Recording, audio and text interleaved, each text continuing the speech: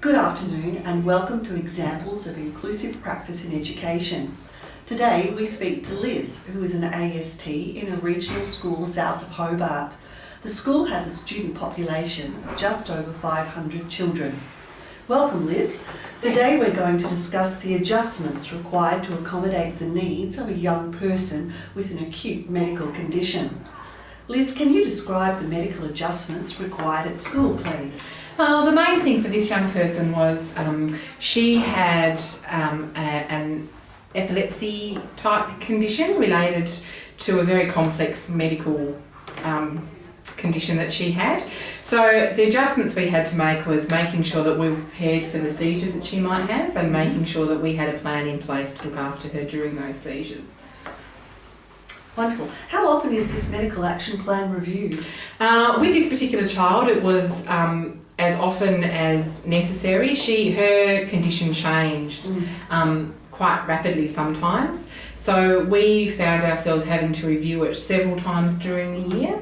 But we had a date in place for every 6 months just to revisit it to make sure that we're up to date. But more often than not, we needed to change that before that 6 months. What procedures do you have in place to ensure that they're up to date with any medical or health changes that would impact on the plan? So we made sure for this child that we kept really close communication with home and with her medical practitioners.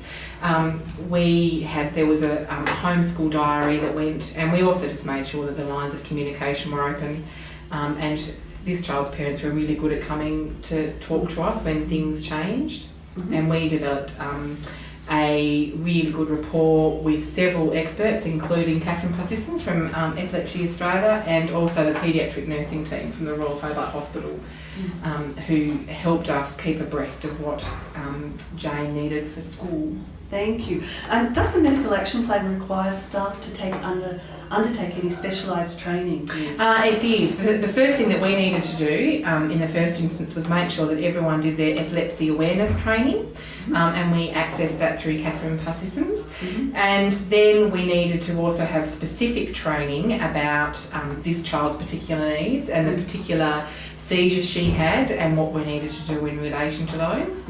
And then as her medical conditions changed, she came to school with a variety of different medical things we hadn't really experienced before. For a while she had a nasogastric tube that we needed training for to know how to deal with, and she also had a peg feeding tube for a while, and then she had a venting plug, for want of a better word, in her stomach that we needed to empty and clean out every day. So for each of those things we had training, usually with the paediatric team from the Royal Hobart Hospital, and we made sure that all the staff, TAs, teachers and our office staff were trained with those things so that we knew how to look after them for her.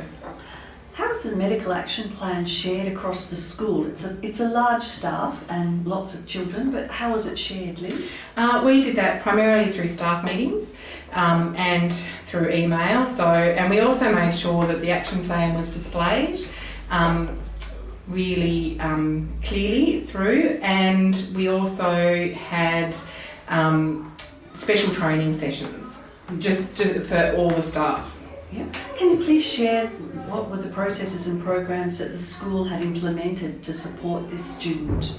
So around her epilepsy, which was perhaps the most immediate, we had a seizure plan that looked like this, as opposed to the management plan that Epilepsy Australia provide. So that looked like that, but then we developed our own action plan that listed the type of seizures that Jane had and a sort of a flow-on step-by-step chart of what to do. So for the first, which was an absence seizure, which was fairly minor, it was just about staying with her and making sure she was okay and then recording it. But as the seizures grew more serious, from the complex partial down to a tonic-clonic seizure, we had steps in place, and we also had to be careful because there were times when she might be having a complex partial, but she'd had 3 in 10 minutes, so we needed to call an ambulance. So we made sure that we nutted it all out and that there was a step-by-step thing for everyone to follow. And then we had something in our school called a code orange, so that when she went to a tonic-clonic, we would call a code orange over, and every staff member knew what their role was, whether it was to look after the rest of the class, to ring the ambulance, to go down and support the teachers and TAs involved. And we practiced that a few times, which was really reassuring, particularly for the TAs that might have to stay with her while she was seizing. We realised that 5 minutes is actually a really long time, as opposed to, we're sort of panicking that we wouldn't get everything done, but it's actually a really long time when you practice it. Yeah. So that was really, really beneficial, having those procedures in place and having them everywhere and making sure that everyone was comfortable with them. Wonderful. This student also has an IEP and various other therapies to support her. Can you discuss any of those, Liz, please? Sure. So because she was a very complex little girl, she also had some physical needs that need to be addressed. So St Giles, the St Giles therapist was working with us to develop a program. We had something called Fun Gym at our school that Jane and several other children participated in to develop her core strength and meet the needs of her program. We also had a music program, and her class teacher was also really good at engaging Jane and other students in the class with some of the physical activity that she needed to help build up her core strength and those other things.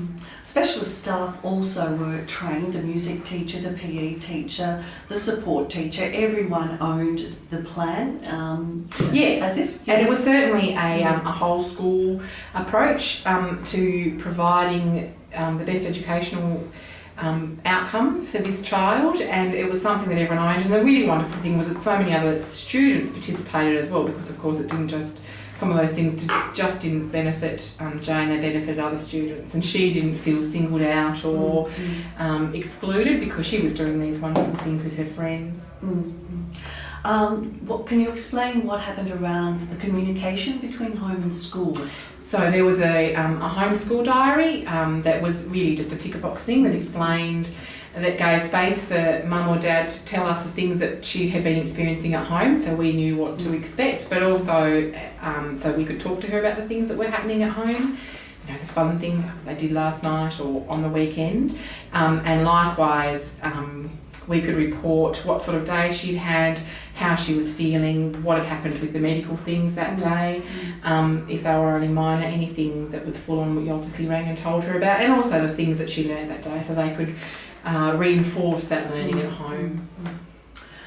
Thank you, Liz, for sharing today. I really appreciate your time. Thank you. Pleasure. I think the last one. Okay, you didn't say that. Yes. So I'll just ask Liz, short, sharp, Liz. No. Good afternoon and welcome to Examples of Inclusive Education in this one. I swish a frock on the first time, but that's okay. I think you look great. I think I'm in the green and you've got the red, so we're a bit Christmassy. We are a bit Christmassy, but that's okay.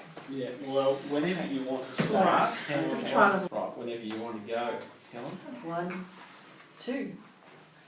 Good afternoon and welcome to I can't do that. I'm going to laugh. You look at me and I laugh.